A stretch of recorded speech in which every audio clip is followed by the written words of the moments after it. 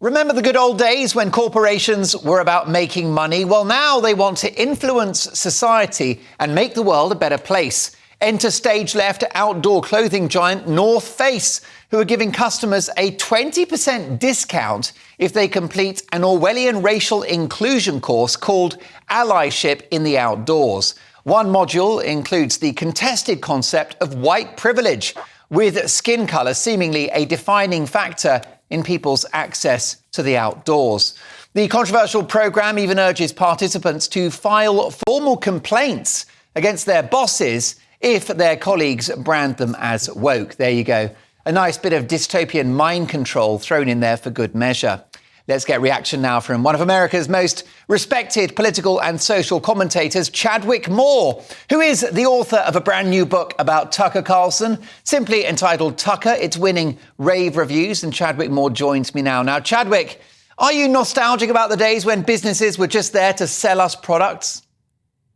I think we all are. I mean, North Face has been hilariously clownish and stupid these days. Not too long ago, I recall the CEO coming out and bashing fossil fuels and, railing against the fossil fuel industry, apparently unaware that basically everything he sells is made out of fossil fuel. So that nice waterproof plastic and whatnot. But, these companies, I think a lot of them are making a sort of wager when it comes to going full woke and Orwellian, and in this sense, requiring you to take some sort of mind control course in order, if you want to get a discount on their products. But I think they do wager that if they put this out there, they get in the news cycle, then they think that it will encourage sales for 1% of the population. And also, on the other hand, they're currying favor with power when they do things like this. And this is not just stupid clothing companies like North Face, in which almost entirely only white people wear, but all sorts of companies. They look at who's in power, who's pulling the strings. That they do little things like this, it cozies up to them for when they might want some sort of favor in the future.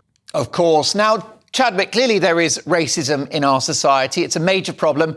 It needs to be tackled. But it's important to understand that ideas like white privilege are deeply controversial, potentially divisive, and are contested by many.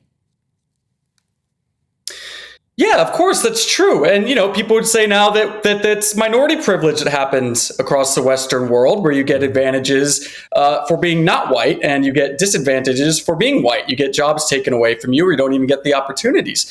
And it's so funny that what North Face is doing here, claiming that there's some sort of racist barrier to the outdoors, is once again what the left always does, is ignoring personal choice and freedom of choice. Maybe some groups simply aren't all that excited to go out and camp with grizzly bears or go kayaking or canoeing in the Rocky Mountains, while other groups are. I don't see any famous hip hop brands saying they have a problem with white people not wearing their clothing, and how do they encourage that?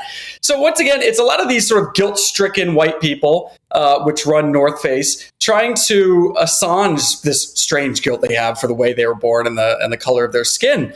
And once again, there's not many people who are asking for this. I don't see many Black communities saying that there's a problem with racism in the outdoors. I think it's a matter of personal choice and what some communities and people like to do in their spare time and what others don't. Most definitely.